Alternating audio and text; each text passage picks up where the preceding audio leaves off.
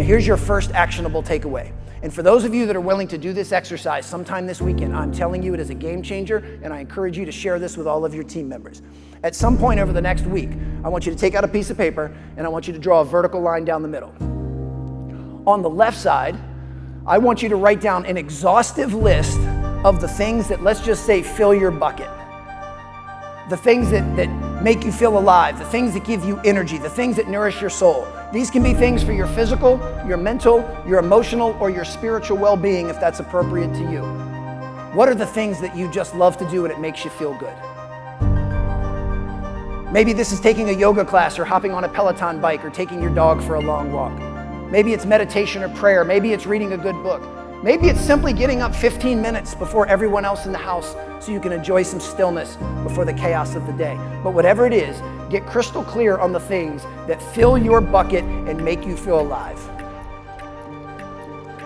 Then on the right side of the paper, I want you to write down how you've been spending the bookends of your day, your morning and your evening routine. What do you typically do for the first 60 minutes after you wake up? And what do you typically do for the 60 minutes before you go to bed? And don't forget that study. We're all creatures of habit. I promise you, everybody in this room has a morning and an evening routine.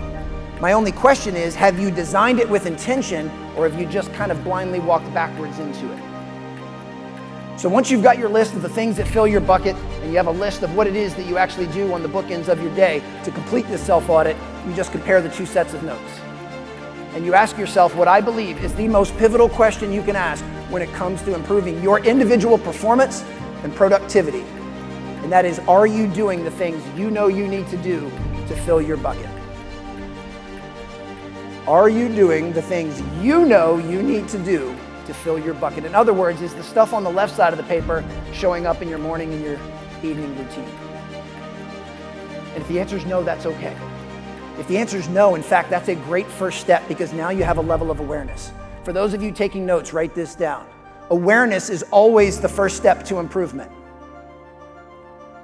Awareness is always the first step to improvement. You know how I know that? Because you'll never fix something you're unaware of. You'll never improve something you're oblivious to. So if you can uncover the fact that you know what fills your bucket, but you're not currently doing those things, that is a great first step.